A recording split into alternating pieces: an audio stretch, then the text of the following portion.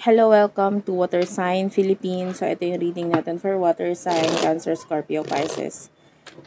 Take only what resonates, guys. Hindi ito magre-resonate sa lahat. So, kunin mo lang yung mga messages na magre-resonate para sa'yo.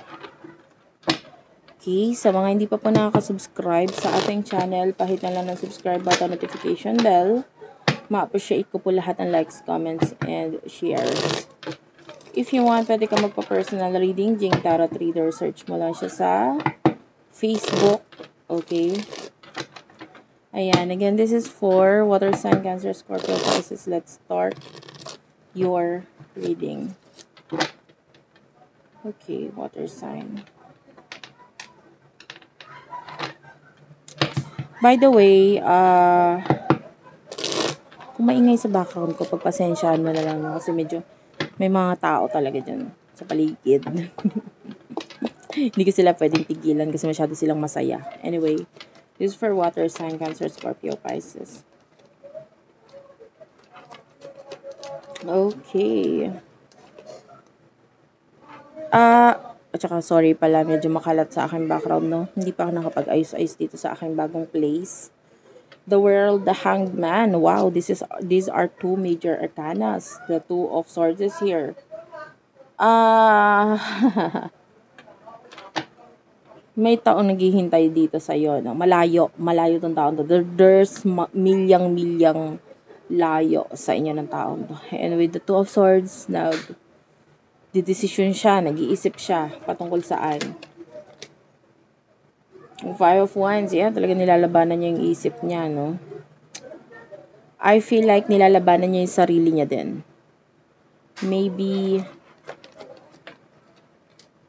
Six of Swords, pwedeng mag-move on na ba ako?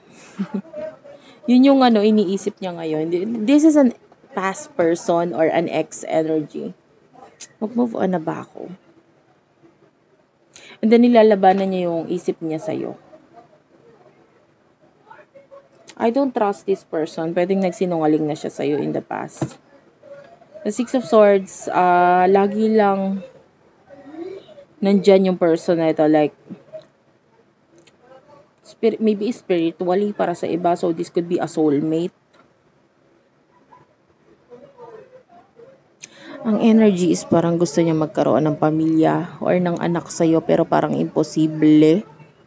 Maybe LGBTQIA+. Pwedeng ganon. Pareho kayo. Or maybe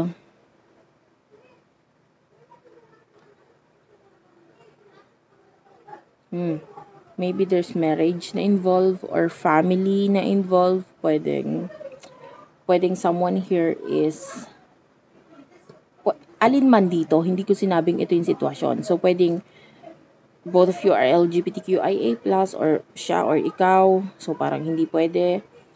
And, or, pwedeng may pamilya na ang isa sa inyo. So, pwedeng ito yung rason kung bakit parang gusto niyang bumuo ng pamilya sa'yo. Pero hindi pwede.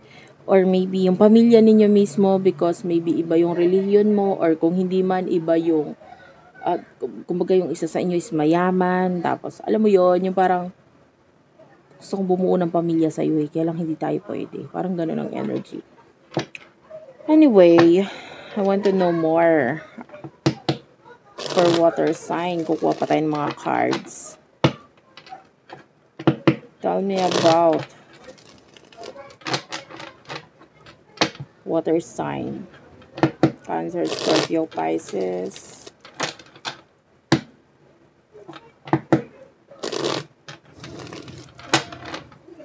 One last shuffle. Okay. Six of Wands. Ace of Cups. The Three of Wands. Aries, Leo, Sagittarius, Cancer, Scorpio, Pisces. Nine of Coins or Nine of Pentacles is here. Yeah. Yung iba talaga may kinalaman sa eto ka, das ako ganito lang. So, parang may difference sa status. So, pwedeng yung, Yeah. Yung iba, pwedeng mayaman kasi siya, tapos ikaw mahirap lang. Pwedeng may ganun eh. Or vice versa. And, alam mo, nakukumpara niya ngayon yung sarili. Yung iba naman sa inyo, if you are already in a relationship, nakukumpara niya yung sarili niya doon sa person na kakonect mo. Alam, parang sabi niya, you're already happy. Para naman to doon sa ang kakonect mo is pwedeng hinahangad ka kahit meron ka pang kakonect na iba. Pwede ganun. So, parang ang iniisip netong person na ito is masaya ka naman na. Mahal ka talaga nitong taong to eh. The Three of Wands, this person really miss you so much.